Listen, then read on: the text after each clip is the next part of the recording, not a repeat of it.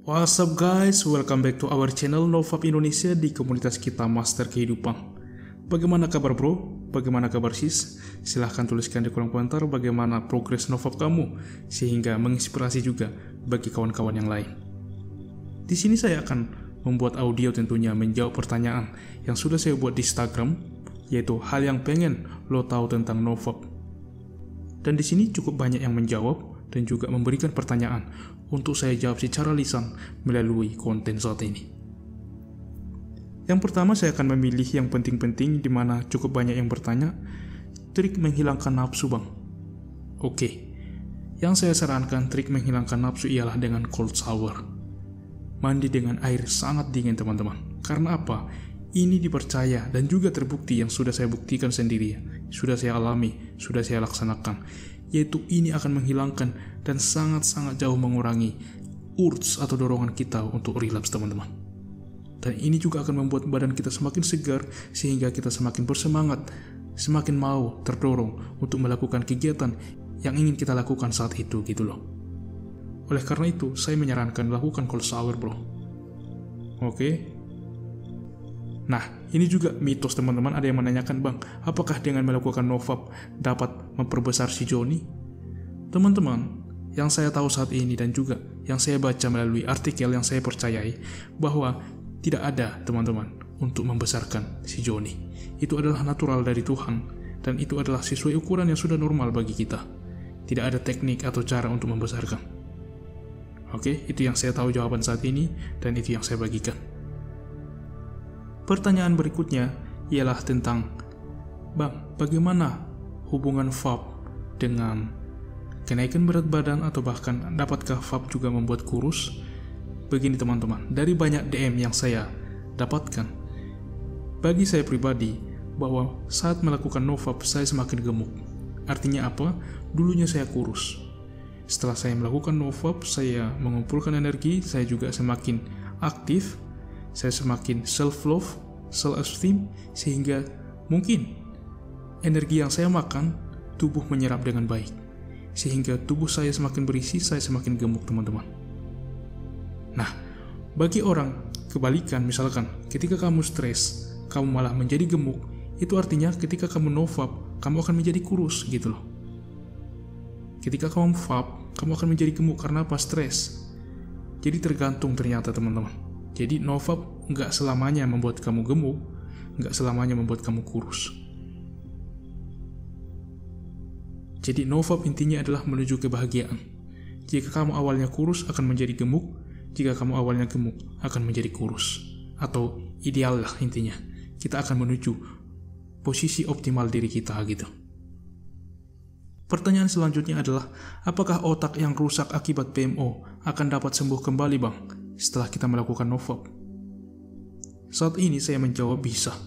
Dan syarat minimal adalah 90 hari NoFap Challenge, di mana di sini otak kita akan mulai terbiasa dan ini akan menjadi lifestyle yang baru bagi kita, di mana PFC, prefrontal cortex, bagian otak kita, otak depan yang sudah rusak akan mulai memulihkan kembali.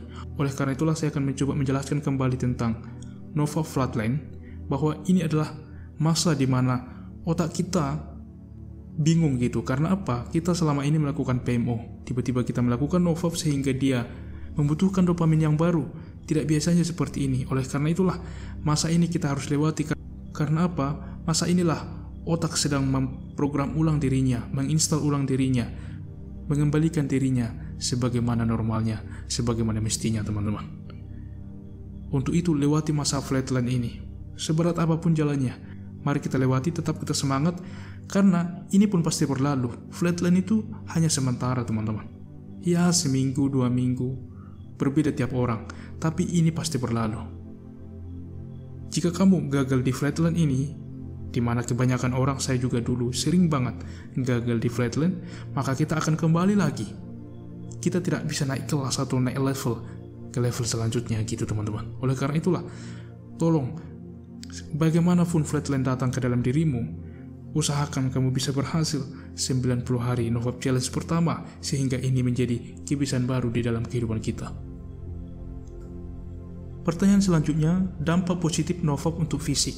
Nah, secara fisik saya sudah pernah jelaskan, di mana Yang paling utama ialah muka kita semakin cerah, di mana ketika kamu PMO secara terus-menerus mengakibatkan muka terlihat sangat tua, lebih tua tentunya, kusam, loyo, dan ketika NoFap lebih bercahaya, lebih berenergi, beraura, sehingga kita semakin cerah dan semakin muda. Dan banyak testimoni yang mengatakan, "Bang, terima kasih memperkenalkan NoFap. Ibu saya mengatakan bahwa saya semakin muda," gitu. Oke teman-teman, pertanyaan selanjutnya, cara atasi bingi atau flatline. Nah teman-teman, lagi-lagi saya akan jelaskan bahwa flatline ini tidak bisa kita kontrol dan ini tidak bisa kita tolak. Ini pasti ada.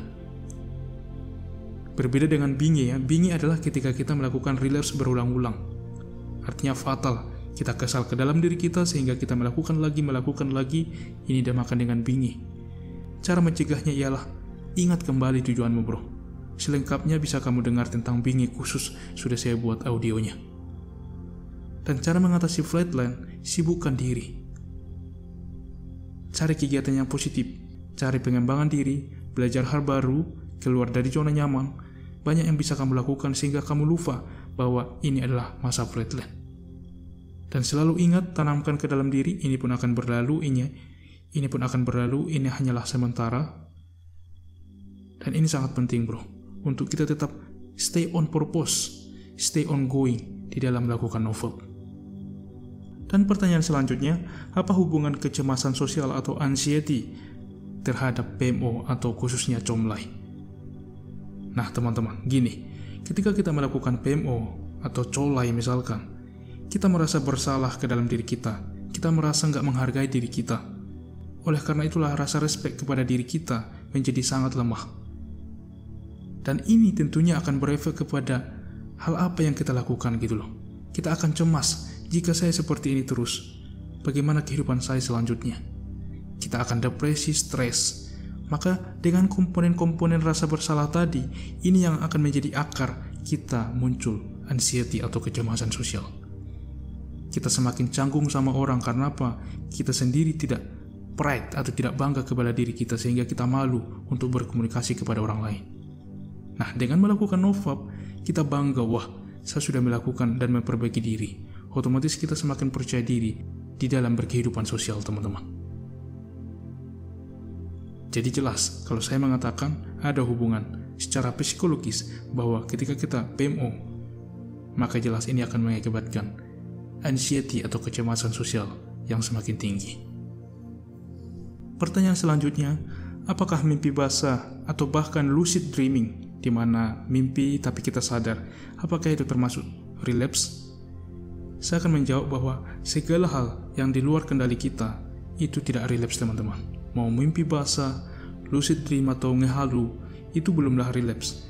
Selagi itu kamu tidak lanjutkan kepada PMO, comlai, menonton video-video film biru, maka jelas ini akan mengarah relapse. Tapi ketika kita bisa masih mengontrol diri kita hanya selepas haluan atau datang ke mimpi basah, maka itu bukanlah relapse sebuah. Karena apa? Itu tidak di luar kendali kita dan kita selalu optimis dan berusaha melakukan NoFap ini. Jadi kita hanya dapat mengendalikan hal-hal apa yang di bawah kendali kita. Di luar kendali kita harus bisa maafkan, kita harus bisa lepaskan.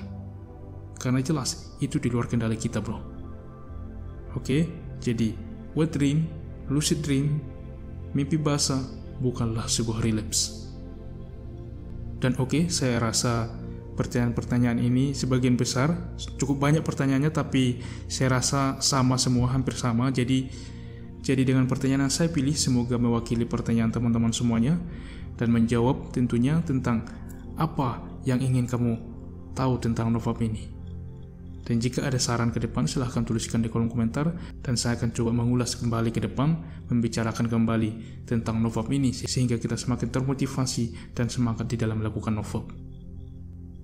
Dan sebelum mengakhiri video ini, bagi kamu yang menyukai konten seperti ini, mari like video ini sehingga algoritma YouTube membaca video ini semakin banyak direkomendasikan bagi NoFaper yang lain yang di luar sana yang mungkin belum mengetahui tentang channel ini. Dan bagi kamu yang baru datang ke channel ini, welcome bro, sis. Silahkan subscribe sehingga kamu tidak ketinggalan informasi updatean dari kita selanjutnya. Always remember, master kehidupan, the time is now, and greatness is coming. Peace.